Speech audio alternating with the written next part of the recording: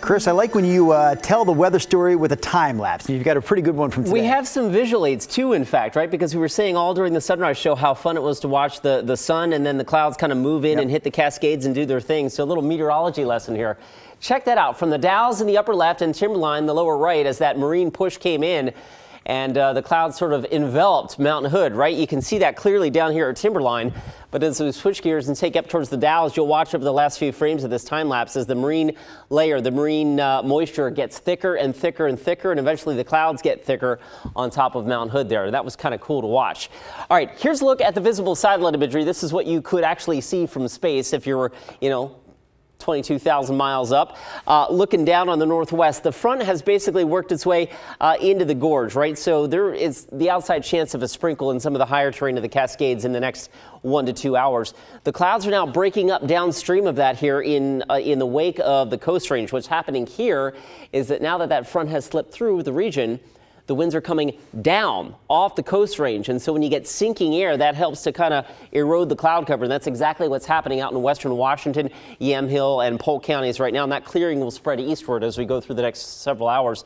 Meanwhile, at the coast, we are starting to poke some holes in the cloud cover as well. All right, radar satellite imagery again showing we had some sprinkles out there. It's not out of the question that we see a couple sprinkles up in the Cascade foothills over the next hour or so. There's our storm center. It's weak, but it's driving this cool push of air into the northwest. And with it, we're getting some very gusty wind. In fact, check this out. This is now live from the Dalles. Our camera really bopping in the breeze there. It's mild. And the northwest wind is sustained to 23 with gusts to 35 at the Dallas airport on the Columbia side, or excuse me, the Washington side of the river.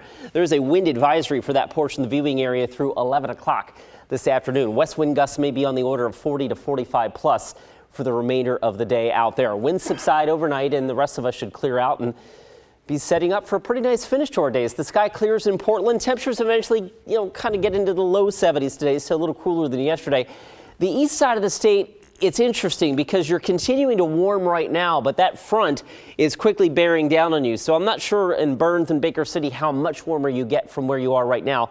Maybe mid-ish 80s before the front sweeps on through, and then your temperatures will level off or even cool a bit. All right, let's go deeper into the forecast. Wednesday and Thursday actually look lovely here, but I did want to talk about the upcoming weekend because modeling is showing an increasing chance of showers for both Saturday and possibly even on Sunday. So real quick, I know it's Tuesday, but it is Father's Day weekend. A lot of stuff going on this weekend as well, right? You got numerous Juneteenth celebrations going on Saturday, and we do have a chance of showers both days. So I just wanted to point that out as we look ahead.